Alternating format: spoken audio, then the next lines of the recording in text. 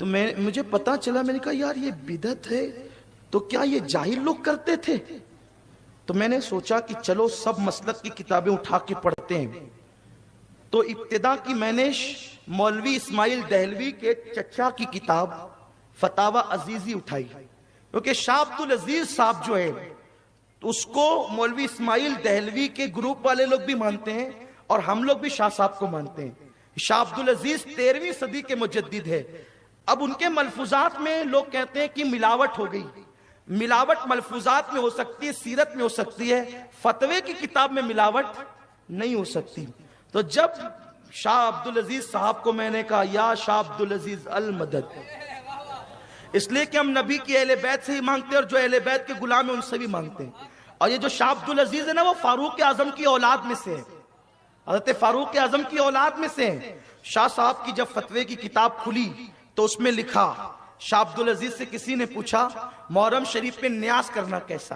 نیاز کھانا پکانا نہیں، نیاز کا. اچھا یہ نیاز اتنا اہم ٹاپک نہیں ہے کہ میں اتنے حسین کا ذکر کرتے کرتے کروں، لیکن دراصل بات یہ ہے کہ جب کبھی کسی چیز کا انکار ہو تو بات کو کھول دینا چاہیے تاکہ لوگوں میں اختلاف نہ ہو.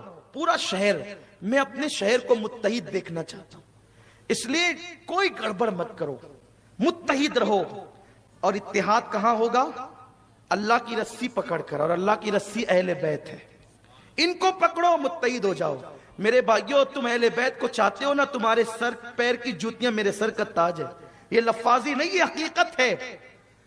میں ایک محرم سے لے کر کل تک تڑپتا رہا کب جاؤں گا مالیگاؤں، تو میری قوم سے میری ملاقات کب ہوگی، کب ان کو پیغام پہنچاؤں گا، کب ذکر حسین کروں، کیونکہ میری تو تمنا ہی ہے، میرا وظیفہ یہی، میری زندگی یہی، میری بندگی یہی ہے، سب میرے لیے یہی ہے. بلکہ دعا یہی ہے، اللہ اس وقت موت دینا جب میں ذکر مولا حسین کر رہا ہوں، میری زبان پہ حسین کا نام اور روح جا رہی ہو، یہ اپنی دعا ہے.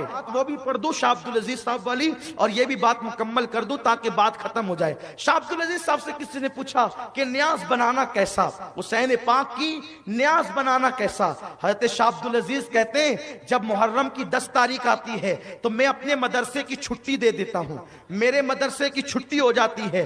کس مدرسے کی چھٹی؟ جس میں شاہ فضل خیر آبادی جیسا امام المنطق پڑھتا ہے اور بڑے بڑے لوگ پڑھتے ہیں. کہ میں مدرسے کی چھٹی دیتا ہوں. تو مدرسے کی چھٹی آپ کیوں دیتے عاشورہ کے دن؟ اس لیے کہ وہ رسول اللہ کے دور سے محترم ہے اور پہلے سے محترم ہے. اس لیے کہ عاشورہ کی فضیلت تو یہی ہے نا کہ حضور کے دور میں بھی حضور اس کو فضیلت بیان کرتے تھے. وہ وہی دن ہے کہ نوح کی کشتی کو کنارہ ملا، آدم کی دعا قبول ہوئی. تو شاہ صاحب آپ اس لیے چھٹی دیتے ہیں کہ یہ اس لیے فرماتے ہیں اس لیے چھٹی دیتا ہوں کہ اس دن میرے آقا سیدنا امام حسین کی شہادت کا دن ہے. اور میں جب مدرسے کی چھٹی دیتا ہوں تو چھٹی دے کر طلبہ کو چھوڑ نہیں دیتا بلکہ سارے طلبہ کو جمع کرتا ہوں اور میں اپنے ذاتی پیسے سے امام حسین کی نیاز کرتا ہوں. نیاز، اور ادھر نیاز تیار ہوتی ہے اور میں امام حسین کی شہادت پڑھتا ہوں، امام حسین کا ذکر پڑھتا ہوں. اور پھر یہ ہوتا ہے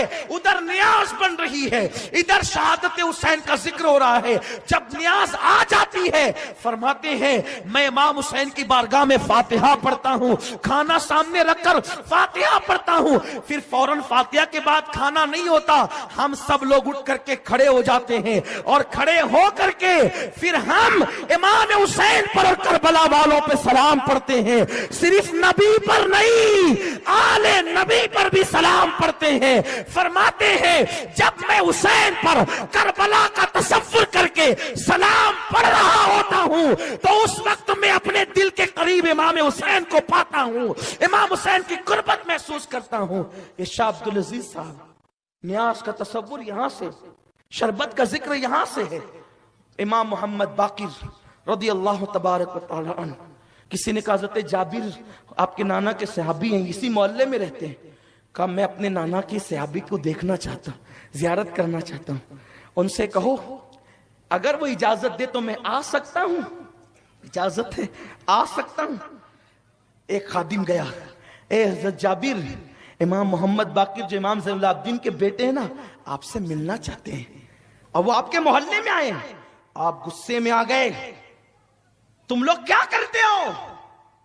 ابھی آ کر مجھے کہہ رہے ہو کہ وہ ملنا چاہتے ہیں. ارے میرے محلے میں آئے تھے تو پہلے ہی مجھے بتا دیتے، میرے محلے میں آئے تھے تو پہلے ہی مجھے بتا دیتے، میں خود جا کر کے ان کی بارگاہ میں حاضر ہوتا، کیونکہ وہ ہیں 6-7 سال کے بچے لیکن ان کی رگوں میں نبی کا خون ہے، اہل بیت ہیں، وہ حضور کی اولاد ہیں، میں خود جاتا، لیکن چونکہ اب انہوں نے کہا آنے کا، بولو آ جائیں، گھر تو آپ ہی کا ہے، آ جائیں۔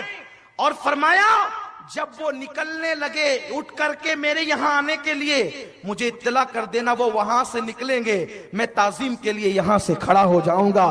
یہ صحابی کا مسلک ہے، صحابی کا۔ اور نبی کے نام پر ہم اٹھ کے کھڑے ہونے میں تساہل ہی کرتے ہیں، وہ 6-7 سال کے نبی کے گھرانے کے بچے کے لیے اٹھ کر کے کہتے ہیں میں کھڑا ہو جاؤں۔ اور اس کے بعد امام محمد باقر آئے، کسی نے کہا آ گئے امام باقر آ گئے، تو جیسے ہی کہا آ گئے تو کہا کہاں ہے، نابینا ہو گئے تھے، گھٹنے زمین پہ ٹیک دیا۔ کس نے؟ سفید داڑھی ہے، نبی کا شاگرد ہے، صحابہ میں عالم ہے، عالم صحابہ میں عالم ہے، اللہ اکبر، اپنے گھٹنے زمین پہ رکھ دیے اور اپنے لبوں سے امام باقر کے پیر چومنے لگے۔ امام باقر کے پیر چومتے ہیں، امام باقر نے بمشکل اٹھایا، آپ کیا کرتے ہیں؟ آپ میرے نانا کے صحابی، کہا آپ اہل بیت ہیں، رسول کے شہزادے ہیں، آپ مجھے چومنے دے پیر۔ پیر چومنے لگے اور جب اٹھ کر کے کھڑا کیا، اٹھا کر کھڑا کیا گیا تو اپنا ہاتھ لیا اور امام باقر کے سینے پہ ملنے لگے، اپنا ہاتھ لے کر امام باقر کے سینے پہ، کہاں کپڑے کے اندر ہاتھ ڈال کر سینے پہ مل رہے ہیں، اور اس کے بعد اپنی ناک پہ ہاتھ رکھا، اپنی ناک پہ ہاتھ رکھا اور مسکرانے لگے، اس لیے کہ جو عاشق ہوتے ہیں ان کو نبی کی اولاد کے خون کی خوشبو آتی ہے، خوشبو جن کو نہیں آتی وہ اپنے عشق کو تول لے کہاں ہے، اس لیے کہ کون ہے آل نبی کون نہیں ہے، اسی میں اٹکے ہوئے ہیں۔ تمہاری ناک ایمان کی بند ہے، ایمان ہو تو ناک ہو نا۔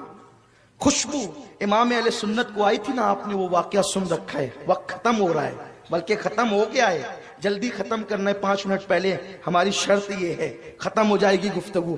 سینے پہ ہاتھ ملا، کس نے؟ جابر نے، بوڑھے ہیں، علم والے ہیں، بہت بڑے عالم ہیں، صحابی ہیں، حضور کے شاگرد ہیں، اور ناک پہ ہاتھ رکھ کر کے خوشبو سونگی، اور اس کے بعد کہا محمد باقر شہزادے ذرا اپنا کان میرے منہ کے پاس تو لاؤ۔ امام باقر نے کان لے گئے، جی فرمائیے کیا کہنا چاہتے ہیں؟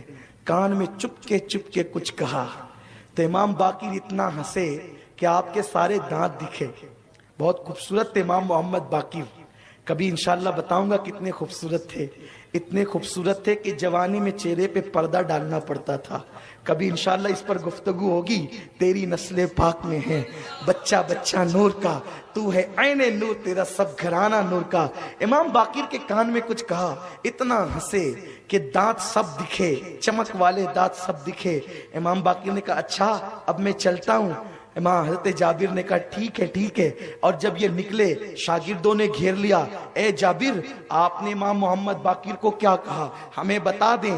حضرت جابر کہتے ہیں لوگوں تمہیں کیا بتاؤں، ایک دن میں حضور سے ملنے گیا تھا، آقا سے ملاقات کے لیے گیا تھا، حضور بھی اکیلے تھے میں بھی اکیلا تھا، جا کر کے بیٹھ گیا، حضور نے کہا جابر اللہ تجھے بڑی لمبی عمر دے گا، اللہ تجھے، غیب دا نبی کہہ رہے اللہ تجھے لمبی عمر دے گا، لمبی عمر دے گا اللہ تجھے، اتنی لمبی تو میرے حسین کی جوانی دیکھے گا، اس کی شادی دیکھے گا، پھر اس کا بیٹا زین العابدین دیکھے گا، اور اس کا بیٹا محمد باقر پیدا ہوگا، اس کو بھی تو دیکھے گا، تیری عمر اتنی لمبی ہوگی، اور ایک دن میرا باقر تیرے گھر آئے گا۔ او جابر میں تو آتا رہا ہوں، میرے بیٹے کے بیٹے کا بیٹا بھی تیرے گھر آئے گا، اللہ تجھے اتنی لمبی عمر دے گا۔ جب محمد باقر آئے گا نا تیرے گھر پہ تو اس کے کان میں میرا سلام کہہ دینا کہ تیرے نانا نے باقر تجھے سلام کہا ہے، تیرے نانا نے تجھے سلام کہا ہے۔ تو کہا میں بہت بے فکر تھا کہ مجھے موت نہیں آئے گی نہیں آئے گی نہیں آئے گی نہیں آئے گی. کیوں؟ اس لیے کہ میرا ایمان ہے جب تک باقر میرے گھر نہ آئیں گے. رسول نے کہہ دیا کہ باقر گھر آئیں گے, تو جب تک باقر گھر نہ آئیں گے اس وقت تک مجھے موت نہیں آئے گی. اے میرے شاگردو, اب میرا کفن تیار کر لو, اس لیے کہ میں نے نبی کی امانت آل نبی تک پہنچا دی ہے. اب مجھے بہت جلدی موت آنے والی ہے. صحابی ہو کر نبی کے بچوں کی اتنی تعظیم کرتے تھے. ارے باقر کی اتنی تعظیم کرتے ہیں, امام حسین سامنے آتے ہوں گے تو کتنی تعظیم کرتے